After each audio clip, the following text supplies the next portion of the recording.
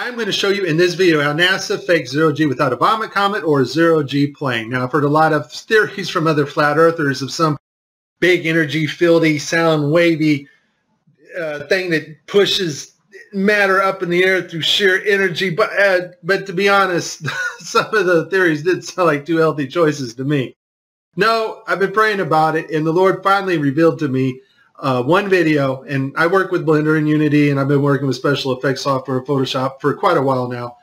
And when I saw this video, I realized it became instantly clear how they do it. And it's just video game technology. Now, if you're part of the Geek Squad or the techie crowd, well, then you already know about this technology.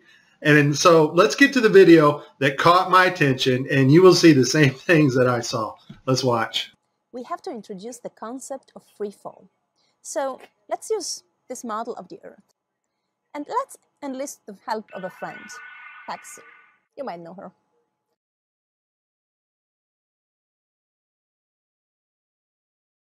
So what is significant about this video is, number one, it was live to school children. Number two, we have this stuffed animal that is transitioning in on another video channel. And the actor is able to reach up and grab this doll in real 3D space and manipulate this doll with their hands. And so the only way you're going to pull that off is with one technology.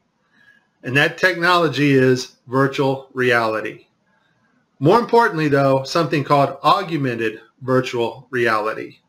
Now, before 2012, NASA used masking techniques much like we do in Photoshop and After Effects.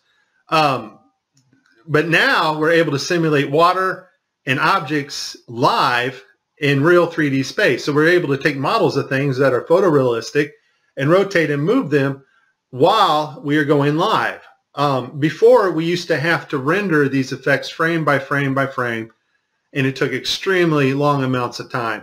In this video here I made last year, I'm using Sony Vegas, and I was just playing around with the masking capabilities of Sony Vegas. I don't even know why I saved this video, but here I'm standing in the kitchen and I'm just lifting up this trash can to make it kind of look like it's floating. And I didn't do a lot of work on this. It was just something I wanted to see real quick. But that is a masking effect to get another effect. We now have the technology to simulate water, materials, fabrics live in real 3D space with virtual reality, but better yet, augmented virtual reality. And all augmented virtual reality is taking the objects in 3D space from a virtual reality world and putting them in our world on another screen, which we can see, manipulate, and touch with virtual reality contacts or glasses. In this next segment, I'm going to show you how NASA grabs objects in 3D space, rotates them around, manipulates them. They can do this with water, with cloth, anything. And the cool thing about it is we can take what they're doing, what they're seeing with their contact virtual reality augmented lenses, and put that on a separate video layer live. Yes, live, and do it all in real time. So I'm going to show you what it looks like to them as they're grabbing objects and manipulating them. And then I'm going to show you Microsoft's HoloSense video, their demonstration at E3 a couple years ago, of bringing a virtual reality into our world. And it is simply amazing. Let's watch. Specifically, how HoloLens can turn every room of your house into a personalized video game level. But today, we want to take mixed reality one step further. So we've got something new to show you. Holograms you can hold.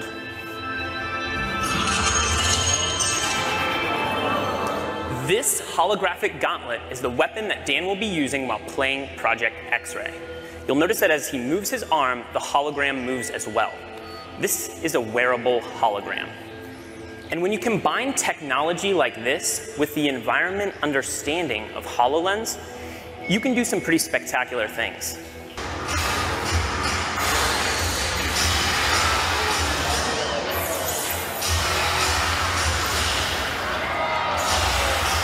Dan can even use his shield to defend himself.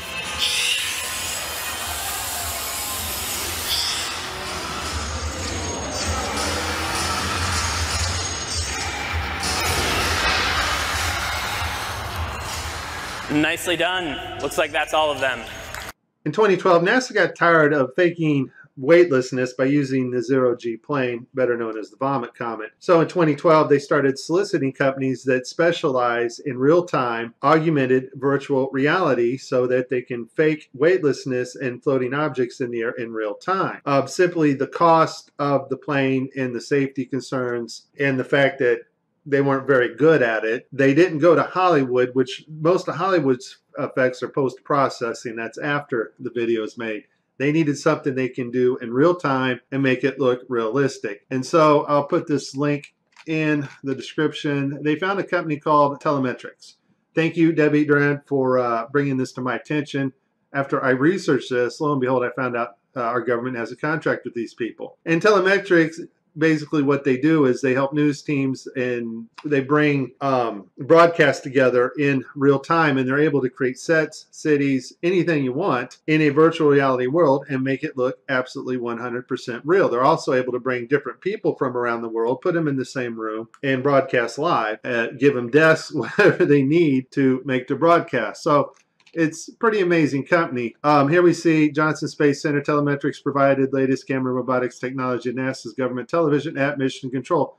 Why do you need to fake virtual reality sets at Mission Control and Johnson Space Center? I think we know the answer to that when we saw Tim Peake on the gridded blue screen. So this next segment, I'm going to show you what it looks like when virtual reality being broadcast live doesn't work out so well because the system's not perfect. And then at the very end, I'm going to show you the mother of all screw-ups when they actually have a channel shut off that should be on. Because once again, these astronauts are looking in 3D space. They are grabbing objects because they're wearing augmented contact lenses. And if that object's not there broadcast to the viewers live, then it's going to look pretty ridiculous. So let's see some of NASA's screw-ups. I'll cover them as they happen, and then we'll move on to the final.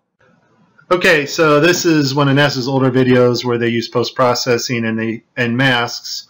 This is a video layer mask in augmented virtual reality. We're going to see him lose his finger here. The watch glitches out. So I guess virtual reality accidents can cause loss of fingers. In this next video, we have Caddy. Now I want you to pay attention to her neck and the way her neckline goes into her shirt. It's cut off. And the necklace. Apparently they wanted to show how cool this necklace looked. Unfortunately, it's not perfect. The necklace goes in and out of her shirt unnaturally, and her neck glitches in several places. I literally spent hours going after probably 30 or 40 videos, probably had approximately 45 minutes straight of NASA messing up the virtual reality setup. I tried to pick some clips that were obvious and some not so obvious. Show you some of the contacts. We're going to see Tim Peake with his contacts in, but these are virtual reality contacts overlaid on the eyes so actors can interact with things in 3D space, all in real time. In this next shot, we will get to see the whole arm setup and the virtual reality glove that covers all the way down the arm and hand. This allows the software to broadcast what we see video-wise as his arm in a shirt sleeve. Okay, I have a lot of Tim Peake screw-ups, but this one here, the system glitches. The software does not track his hand properly, and Tim slips his hand underneath his other fingers, which is tightly holding onto the mic, which would be impossible. I don't think this is Tim's fault. Normally, Tim always moves his other fingers up while he slides his hand under. I just think the system didn't respond to his movements here. This picture here is actually Tim's fault. His hand breaches the 3D mic floating in front of him. In this next clip, we're going to see Tim's arms glitch out as he's manipulating a 3D bubble. Now, this bubble can be done in real time now. We have the technology to do that, which I showed you at the beginning of this. And this bubble is environmentally lit, or HDRI lit, by its environment, which means the bubble can take up its reflections and refractions as it moves around in 3D space in Tim's augmented reality. Once again, augmented VR just means bringing the 3D objects into our world on a separate monitor. In this last clip, we're going to see NASA royally screw up. It's a live broadcast, and one of their video channels is off, not working. That's the channel that is supposed to show us, the public, what the astronauts are seeing in virtual reality. Also, the channel shut off is the masking for the guy on the wires in the background. You can't make this stuff up. Just watch. We all know NASA uses wires, and sometimes we'll catch them like this here. The guy pulled on his wire. However, some days when you're filming live, things just don't work out, and it becomes so blatantly obvious, it's ridiculous. So, in this clip, they're talking, live feed, and wouldn't you know, we have a astronaut go by us in the background, obviously trying to give it a more realistic, spacey, station busy effect. The only problem is the camera that was supposed to mask this harness out, or the video feed, is not working.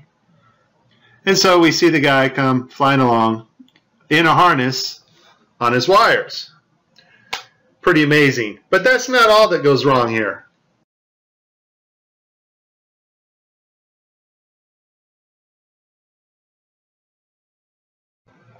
Okay, so you see to the right this guy's flipping this hat. This hat's actually on another video channel in 3D space. It's virtual reality.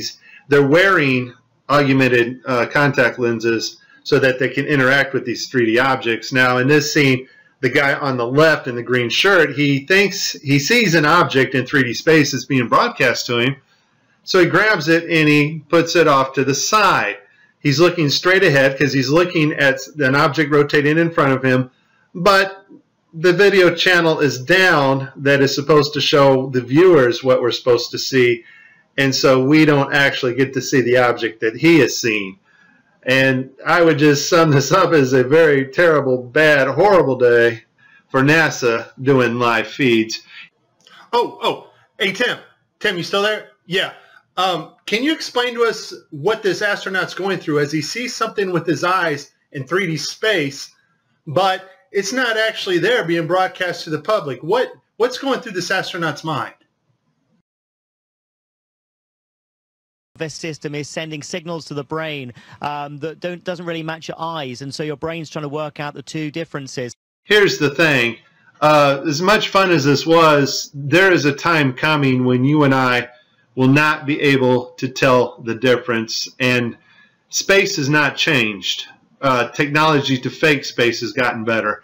Just because Adobe gets a massive update to Photoshop or After Effects, or there's a massive update at telemetrics and their virtual reality, augmented virtual reality programming, that does not advance us magically 20 years in space. Space has not changed.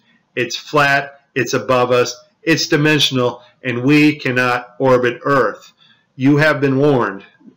This is very serious stuff, and if you do not get it now, you won't get it later, because later you won't know the difference. This is Mike. God bless everybody. Please like and please subscribe.